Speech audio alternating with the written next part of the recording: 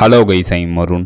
Mass பிளானட்டை பற்றி தெரிந்து கொள்வதற்கும் மாஸ் பிளானட்டை பற்றி எக்ஸ்ப்ளோர் பண்ணுறதுக்கு இதுவரை பூமியிலேருந்து அனுப்பப்பட்ட ரோவர் எல்லாமே மாஸ் பிளானட்டில் இருந்து அடுத்தடி நகர்றதுக்கு ஒரு மெசேஜை பூமிக்கு சென்ட் பண்ணோம். பூமியில் இருக்கக்கூடிய சயின்டிஸ்ட் அந்த மெசேஜுக்கு ரிப்ளை அனுப்புகிற வர மாஸ் பிளானட்டில் அந்த ரோவர் நகராமல் அப்படியே காத்திருக்கும். ரிப்ளை வந்ததுக்கப்புறம் அந்த ரோவர் மாஸ் பிளானட்டில் அடுத்த அடி நகரும். நகர்ந்ததுக்கப்புறம் அடுத்த அடி நகரட்டுமா அப்படின்ட்டு ஒரு மெசேஜை பூமிக்கு சென்ட் பண்ணும்.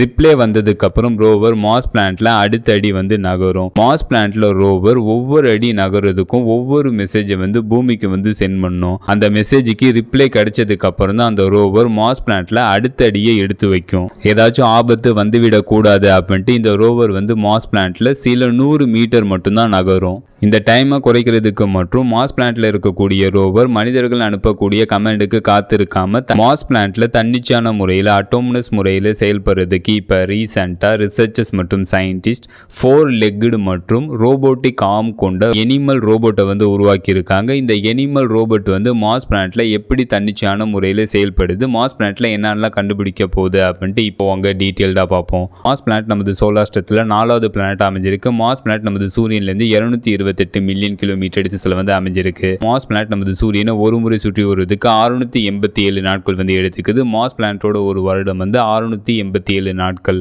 மாஸ் பிளானட்டை பற்றி ஸ்டடி பண்ணுறதுக்கும் மாஸ் பிளானட்டை பற்றி எக்ஸ்ப்ளோர் பண்ணுறதுக்கும் இதுவரைக்கும் ரிசர்ச்சர்ஸ் மற்றும் சயின்டிஸ்ட் ரோவரை தான் அனுப்பியிருக்காங்க. இந்த ரோவர் மாஸ் பிளானட்ல ஒவ்வொரு அடி நகரத்துக்கு ஒவ்வொரு கமாண்டை பூமிக்கு சென்ட் பண்ணும். அந்த மெசேஜுக்கு ரிப்ளை கிடைச்சதுக்கு அப்புறம் தான் இந்த ரோவர் மாஸ் பிளானட்ல அடுத்த அடி நகரும். இந்த டைமை குறைக்கிறதுக்கும் மாஸ் பிளானட்ல பூமியிலிருந்து மனிதர்கள் அனுப்பக்கூடிய கமெண்டுக்கு காத்திருக்காம தன்னிச்சையான முறையில் செயல்படுறதுக்கு ரீசெண்டாக சுவிட்சர்லாந்தில் உள்ள ஸ்பேஸ் ரிசர்ச்சர்ஸ் மற்றும் சயின்டிஸ்ட் 4 லெக் மற்றும் 1 ரோபோட்டிக் ஆர்ம் கொண்ட எனிமல் ரோபோட்டை உருவாக்கி இருக்காங்க. எனிமல் ரோபோட்ல பாறைகளை மிக நெருக்கமாக படம் பிடிக்கக்கூடிய மைக்ரோஸ்கோபிக் கேமரா மற்றும் பாறைகளை ஸ்கேன் செய்யக்கூடிய ஒரு லேட்டஸ்ட் டூலும் இந்த எனிமல் ரோபோட்ல இருக்கு. இந்த எனிமல் ரோபோட் மாஸ் பிளானட்ல எப்படி வேலை செய்யுது போன்றவற்றை தெரிந்து கொள்வதற்கு இப்போ ரீசெண்டாக சுவிட்சர்லாந்தில் உள்ள ரிசர்ச்சர்ஸ் மற்றும் சயின்டிஸ்ட் சுவிட்சர்லாந்தில் உள்ள ஒரு யூனிவர்சிட்டியில் ஆர்டிஃபிஷியல் மாஸ் லேபை உருவாக்கி இருக்காங்க. அதாவது செயற்கையான செவ்வாய் கிரக லேபை உருவாக்கி இருக்காங்க.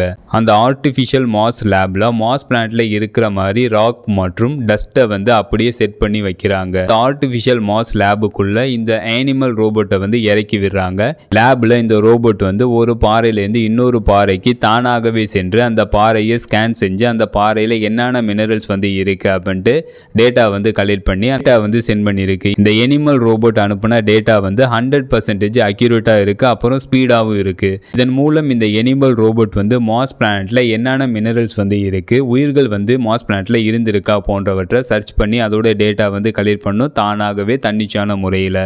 எனிமல் ரோபோட் ஸ்பேஸ் எக்ஸ்ப்ளோரேஷனில் ஒரு மேஜர் ரெவல்யூஷனை கொண்டு வரும் ஃபியூச்சரில் அப்படின்ட்டு சயின்டிஸ்ட் தெரிவிச்சிருக்காங்க.